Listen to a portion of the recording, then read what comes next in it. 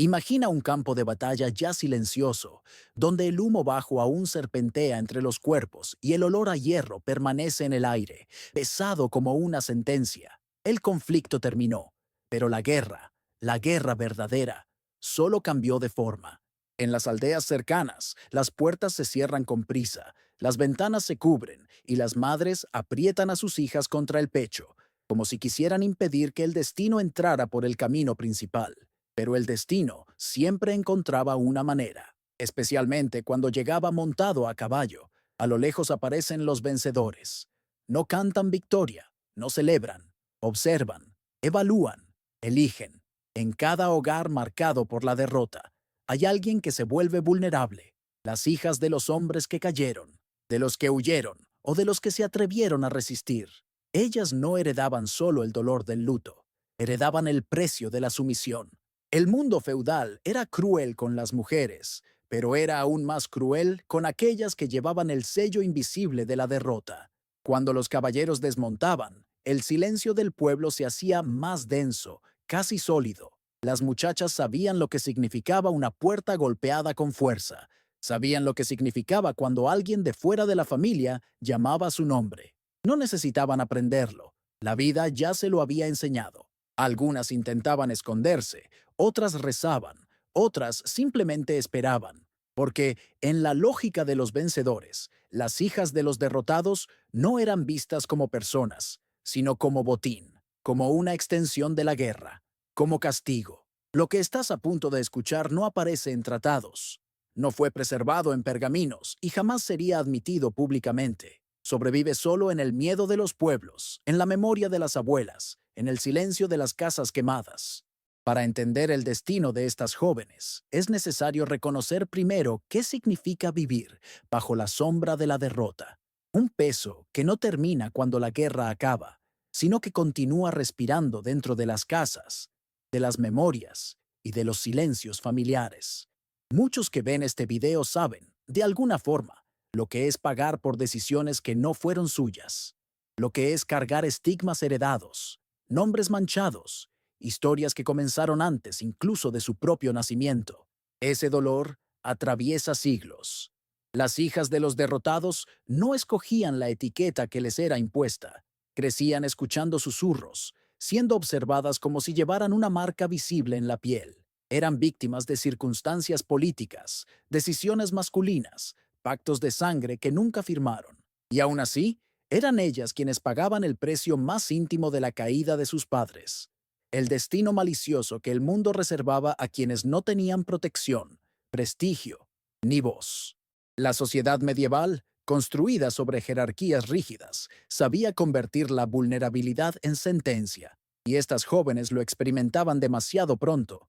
No podían elegir con quién hablar, por dónde caminar, cómo vestirse o incluso cómo mirar a ciertos hombres del pueblo. Cada gesto podía interpretarse como invitación, como osadía, como insubordinación.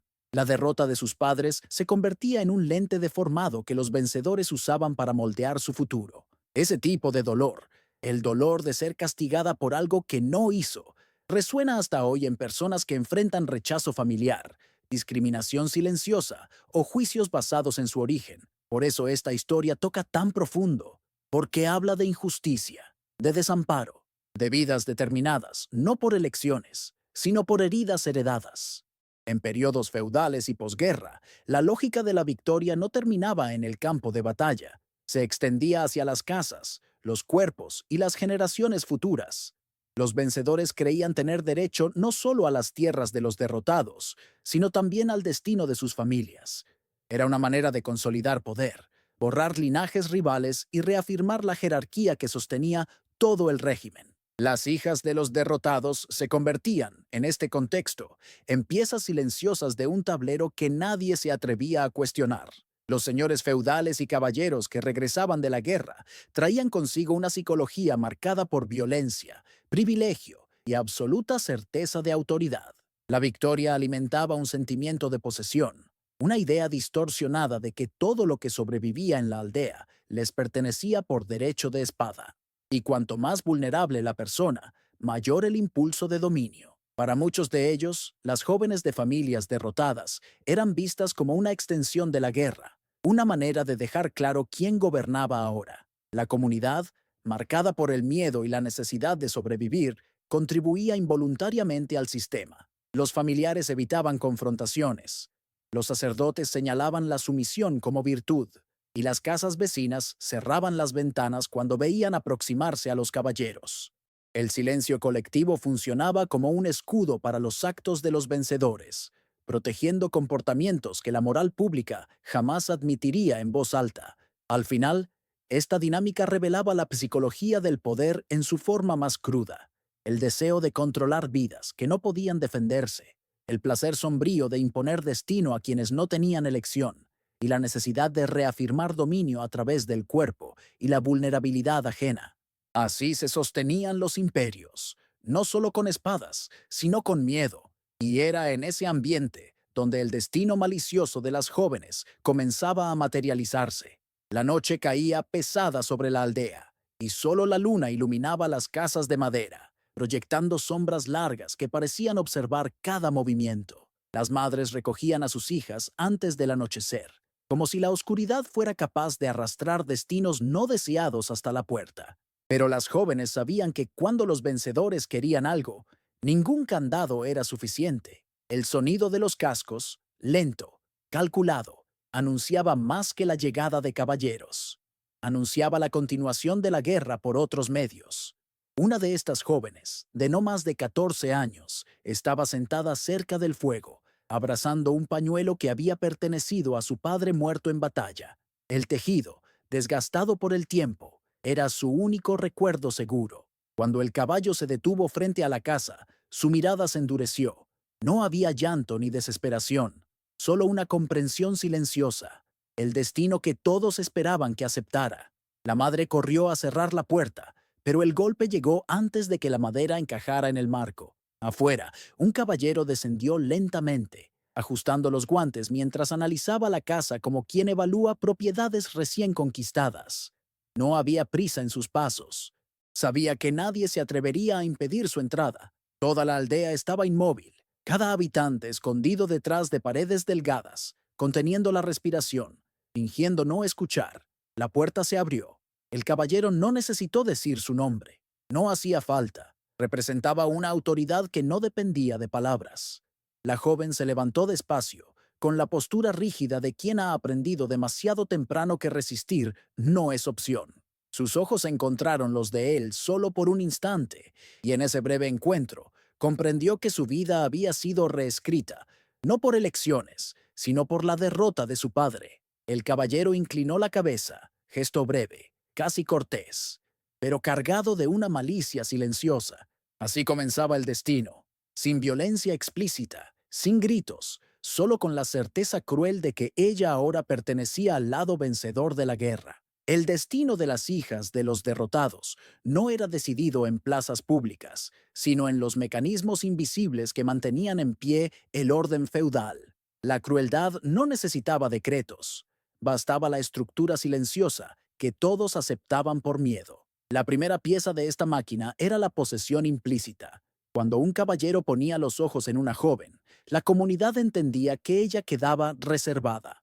No había anuncio, pero sí señales: guardias que rondaban, visitas repetidas, recados indirectos a la familia. Poco a poco, la vida de la joven era tomada sin que nadie declarara nada.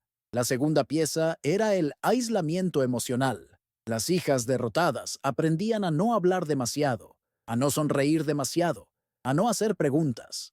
Las madres enseñaban a sus hijas a caminar con los hombros bajos, la mirada caída y el silencio listo, no por sumisión, sino por supervivencia. Dentro de casa, susurraban consejos que eran, en realidad, súplicas desesperadas. No lo provoques, no respondas, no lo mires. Cada gesto era un intento de mantener viva a la hija, en un mundo donde la derrota todavía cobraba tributo. La tercera pieza era la vigilancia constante. Los vencedores observaban a estas jóvenes como si fueran parte del botín. Su cercanía se manifestaba en toques sutiles, invitaciones insinuadas o órdenes disfrazadas de gentileza. Nada era explícito, y precisamente por eso era peligroso. Cuando el caballero llamaba, la familia atendía. Cuando pedía hablar con la joven, nadie se interponía. La ausencia de violencia visible ocultaba la violencia estructural. Esta máquina no gritaba, susurraba, no rompía cuerpos, rompía identidades. Y para las hijas de los derrotados, convivir con este sistema significaba perder, poco a poco, la noción misma de elección. Así se perpetuaba la malicia de los vencedores, transformando silencio en sentencia y miedo en obediencia. El punto de ruptura surgía en un instante que, para quien miraba desde afuera, parecía común, pero para la joven era el momento en que todo dentro de ella finalmente se derrumbaba. En una de las noches más frías del invierno, el caballero regresó, sin armadura, sin prisa, sin testigos. La madre intentó esconder a la hija detrás de la cortina, pero él ya sabía dónde encontrarla. Su mirada recorrió la habitación con la calma de quien se considera dueño de cada objeto, cada vida, cada respiración. Llamó el nombre de la joven con una voz demasiado tranquila para la tensión que contenía. Ella no respondió. Permaneció inmóvil, aferrada al pañuelo de su padre. El caballero dio un paso adelante, luego otro. La madre intentó acercarse, pero él levantó la mano, no para agredir, sino para advertir. El gesto era simple, pero en él había una autoridad absoluta, construida por la victoria y alimentada por el miedo. La madre se detuvo, la joven se detuvo, el silencio se detuvo. Cuando él tocó su mentón, levantándole el rostro con dos dedos, la ruptura ocurrió. No fue el toque en sí, fue la comprensión cruel detrás de él.